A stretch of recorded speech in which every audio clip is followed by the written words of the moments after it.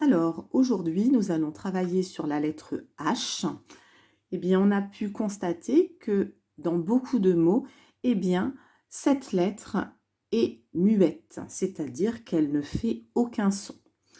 Pour qu'elle fasse un son, il faut qu'elle soit accompagnée d'une autre lettre. On l'a vu avec la lettre P. Si ma lettre H est avec la lettre P, ça fait le son F, comme si c'était pareil à la lettre F. Ça fait le même son. On a vu aussi que la lettre H, si elle était accompagnée de la lettre C, le C d'abord, ensuite le H, eh bien, ça fait le son ch, comme dans champignon ou chignon. Des fois, ça peut faire aussi le son q, mais c'est plus rare. Donc aujourd'hui, nous allons travailler sur la lettre H seule, c'est-à-dire qui ne parle pas. Alors, c'est parti. Nous allons lire les mots de notre maison.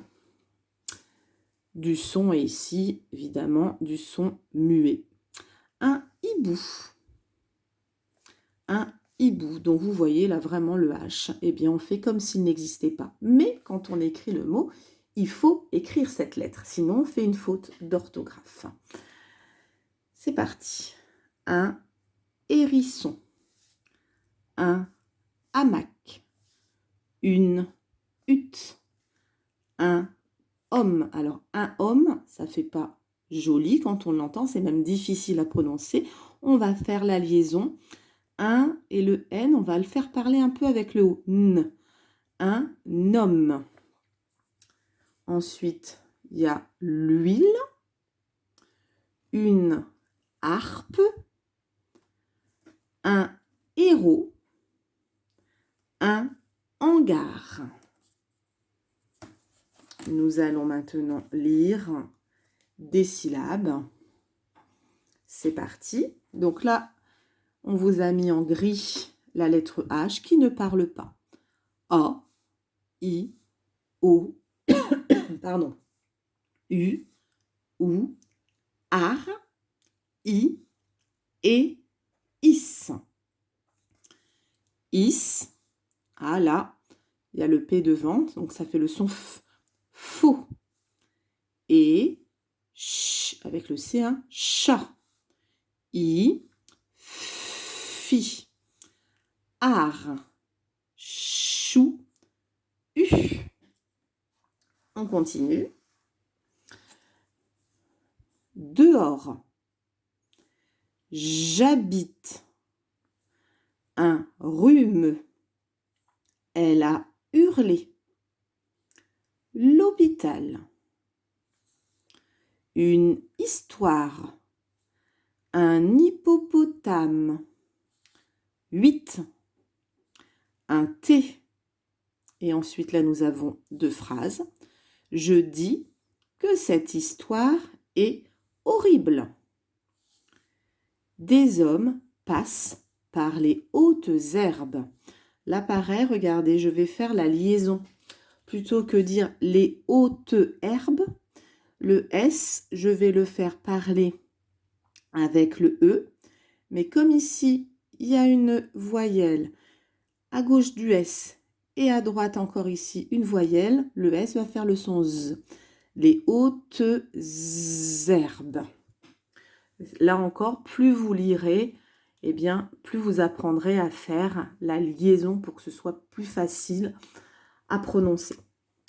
Alors, des hommes passent par les hautes herbes. Ici, nous avons par, qui est une préposition, que vous verrez plus en CE2 d'ailleurs, que, aussi une préposition. Et maintenant, on a je et plus loin dit.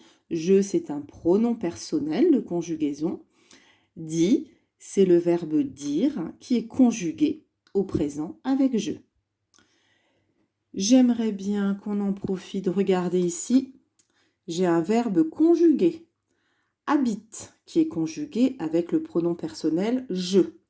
Mais comme je habite, ça ne se dit pas, on va enlever le E et mettre l'apostrophe. Et donc, l'infinitif du verbe habite, c'est habiter. Et ici, un autre verbe. Elle a hurlé. C'est le verbe hurler qui est conjugué au passé avec le pronom personnel elle. Et ici, dans cette phrase, je dis que cette histoire est horrible. Il y a le verbe dit, conjugué avec je au présent, et le verbe être, EST, conjugué au présent. Et le sujet du verbe, c'est cette histoire. Cette histoire, elle est horrible. Et dans la dernière phrase, des hommes passent par les hautes herbes. Eh bien, le verbe conjugué de notre phrase, c'est passe. C'est le verbe passer. Et qui est-ce qui passe? Eh bien, ce sont des hommes. Ici, c'est le sujet. Eh bien, vous voyez, grâce à cette lecture, on a fait en même temps de la grammaire, de la conjugaison et de l'orthographe. Voilà donc pour notre travail sur la lettre H.